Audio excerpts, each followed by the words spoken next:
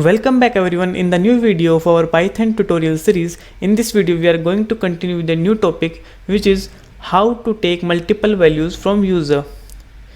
तो input function के बारे में हमने पहले भी बात की है, जहां हमने देखा था कि कैसे हम सिंगल वैल्यू लेते हैं यूज़र से। तो यहाँ हम देखने वाले हैं कैसे हम लेंगे मल्टीपल वैल्यूज़ फ्रॉम यूज़र। तो सिंगल वैल्यू हम कैसे लेते थे, हम जस्ट इनपुट फंक्शन को कॉल कर देते थे, उसके अंदर हम पास कर देते थे मैसेज जो यूज़र को दिखाई देता और उसको पता चल जाता कि अब हमें वैल्यू पास करनी है। तो एंटर वैल्यू हो गया और प्रिंट कर देते हैं डी कोड। ठीक है, इसको जैसे ही रन करते हैं ये हमसे वैल्यू ले रहा है, तो मैंने डाल दिया 12 और इसने प्रिंट कर दिया। ठीक है, अब देखते हैं मल्टीपल वैल्यू कैसे लेंगे। तो मल्टीपल वैल्यू लेने के हमारे पास दो तरीके हैं। तो पहला तरीके की बात करते हैं। पहला तरीके हम क्या करेंगे, जितनी वैल्यू चाहिए उतने वेरिएबल बनाएंगे और इस इनपुट स्टेटमेंट को उतनी बार रिपीट कर देंगे कोमा लगा के। तो मैंने यहाँ पर दो लिए, चलिए को ले लेते हैं एल। तो यहाँ पर वापस कोमा लगाएंगे और वापस इनपुट स्टेटमेंट को रिपीट कर देंगे। अब क्या होगा, ये पहला इनपुट स्टेटमेंट चलेगा, इसके अंदर एक वैल्यू जाएगी, वो जाएगी डी के अंदर। जब ये दूसरा चलेगा ये एक वैल्यू लेगा, वो जाएगी के अंदर।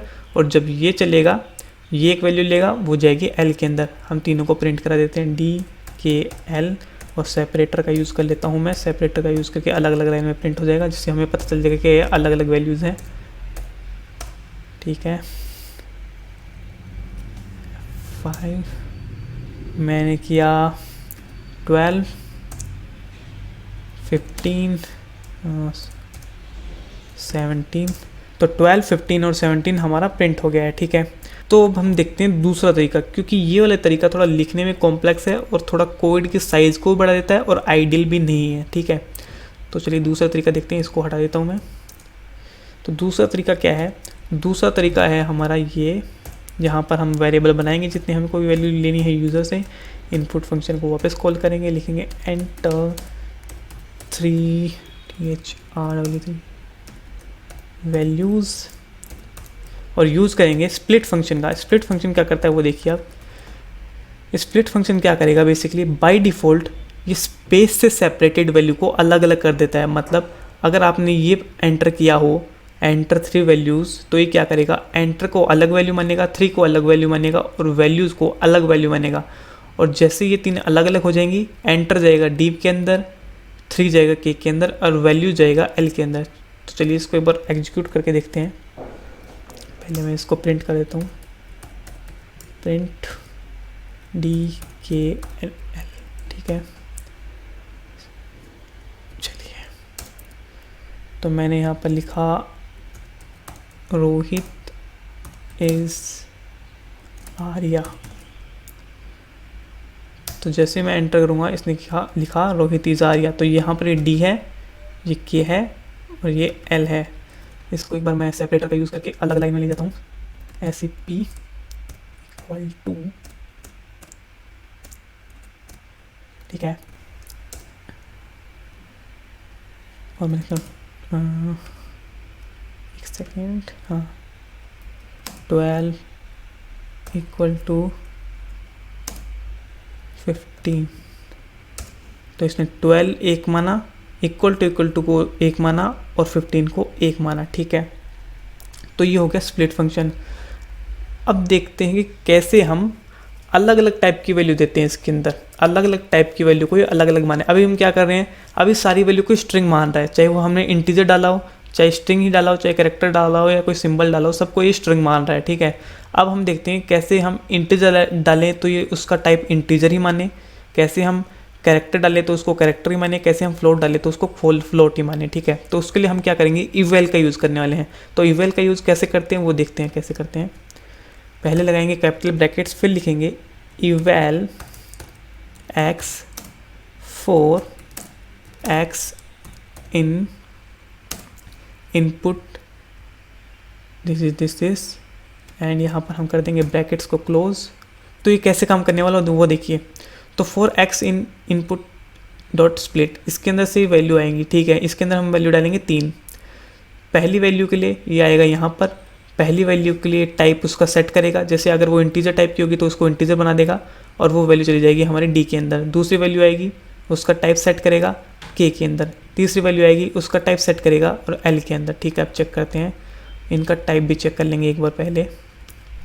तो मैं लिख देता हूँ print type of D and D. इसी को मैं रिपीट करता हूँ अब, कंट्रोल सी, कंट्रोल वी, इस लाइन को हटा देते हैं, यहाँ पर करते हैं के एल। चलिए देखते हैं इसको एग्जीक्यूट करके। एक सेकंड, इसको किल कर देता हूँ, ज़्यादा ही नीचे हो गया है, ठीक है। तो इसमें मिला एंटर 3 वैल्यूज़, तो मैंने लिखा 12। अब यहाँ पर आपको ध्यान रखना है, अगर आप स्ट्रिंग एंटर कर रहे हैं तो आपको कोट्स में लिखना है। तो मैंने किया शर्मा कोट्स में, और फ्लोट को डायरेक्ट लिख सकते हैं, तो फ्लोट लिखा 9.8। तो इसने लिखा इंटीजर टाइप का हो गया 12, स्ट्रिंग टाइप का हो गया शर्मा, और फ्लोट टाइप का हो गया 9.8। तो आप इस तरह यूज़ करेंगे जब आपको हर पर्टिकुलर टाइप की वैल्यू को अलग अलग लेना है, ठीक है। तो अब हम देखते हैं कि कैसे हम लिस्ट के अंदर वैल्यू लेते हैं। तो लिस्ट के अंदर वैल्यू लेने के लिए यूज़र से आपको क्या करना है, जस्ट यहाँ पर से ये वेरिएबल को हटा देने हैं और एक सिंगल वेरिएबल के अंदर सारी वैल्यूज़ को स्टोर कर देना है, ठीक है। तो चलिए पहले प्रिंट करते हैं टाइप ऑफ क्या एल, और फिर प्रिंट कर देते हैं एल को, ये हो गया, ठीक है। 5 ओके। तो मैंने लिखा 12, 15 और एक इंटीजर स्ट्रिंग दे देता हूँ रोहित। तो इसने लिखा लिस्ट और इसने लिस्ट यहाँ पर प्रिंट कर दिया है।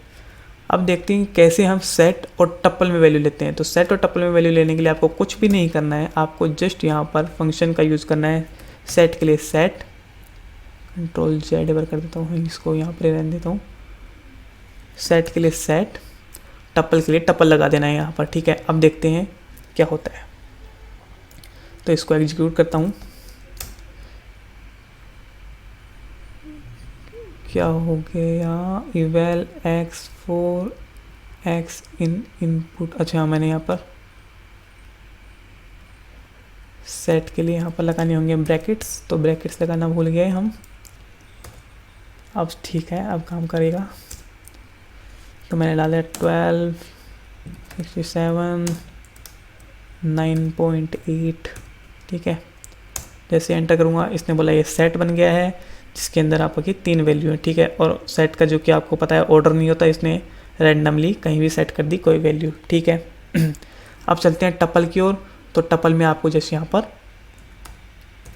टप्पल लगा देना है, सेट को हटा के यार, ठीक है। जैसे आप करेंगे इसके अंदर वैल्यू डालेंगे 12, स्ट्रिंग डाल देते हैं, फ्लोट डाल देते हैं। तो इसने बोला ये टप्पल बन गया है, ठीक है। तो अब एक लास्ट पॉइंट की बात कर लेते हैं स्प्लिट फंक्शन के बारे में, कि स्प्लिट फंक्शन आपको क्या करता है, बाय डिफ़ॉल्ट स्पेस से सेपरेटेड वैल्यूज़ को अलग अलग कर देता है, पर आप इसमें चेंजेस भी कर सकते हैं। आप अगर चाहें तो यहाँ पर कुछ और देके उससे सेपरेट भी कर सकते हैं। जैसे मैंने किया, कोमा से सेपरेट करना चाहता हूँ वैल्यूज़ को। तो इसमें क्या होगा, अब देखिए, जैसे मैं एग्जीक्यूट करूँगा, एक बार इसको किल कर देता हूँ।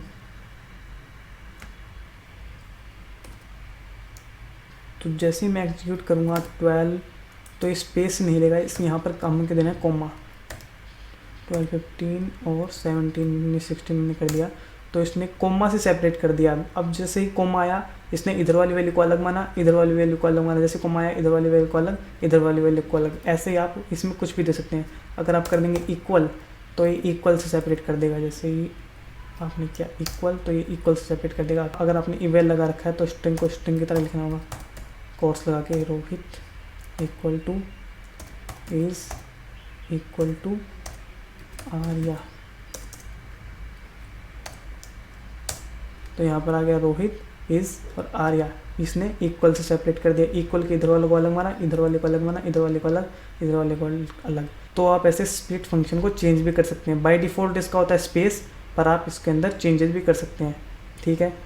तो आज की वीडियो के लिए इतना ही। अगर आपको वीडियो पसंद आए तो वीडियो को लाइक कीजिए, चैनल को सब्सक्राइब कीजिए और देखते रहिए आर्यभट्ट। Thank you.